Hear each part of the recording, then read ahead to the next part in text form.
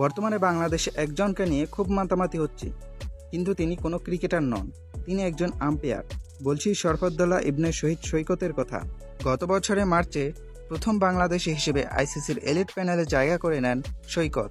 এরপর থেকে মাঠের আম্পায়ার হিসেবে 7টি টেস্ট পরিচালনা করেছেন এই আম্পায়ার।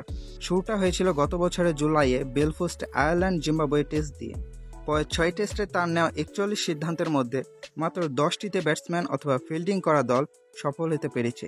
31টি সিদ্ধান্তই তার পক্ষে গেছে, অর্থাৎ সাফল্যের হার 75.61%। আম্পায়ার্স কলে মাত্র 5টি সিদ্ধান্তে আউট অথবা নট আউট হয়েছে। 100% সাফল্য পেয়েছেন এমন রেকর্ডও আছে, তাও আবার একটি নয়, 2টি টেস্টে। গত বছরের অক্টোবরে মুলতানে পাকিস্তান ইংল্যান্ড টেস্টে তার নেওয়া 3টি সিদ্ধান্তই ছিল সঠিক।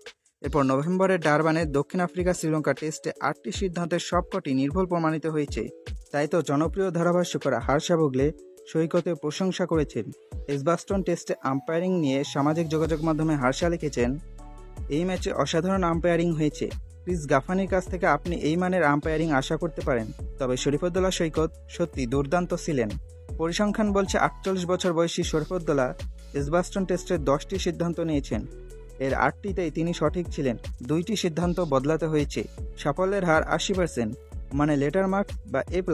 এলিট আম্পায়ার হওয়ার পর শরীফুদ্দোল্লাহ যে 7 টেস্টে মাঠের আম্পায়ার হিসেবে দায়িত্ব পালন করেছেন, এই 7টি আলাদা ভিন্নতে। দেশের হিসেবে সংখ্যাটা অবশ্য 6।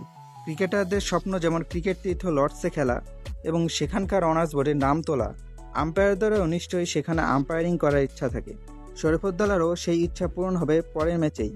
বৃহস্পতিবার লর্ডসে শুরু হবে ইংল্যান্ড ভারত তৃতীয় টেস্ট। এই ম্যাচেও মাঠের আম্পায়ার হিসেবে দেখা যাবে বাংলাদেশের গর্ব শরীফুদ্দোল্লাহকে।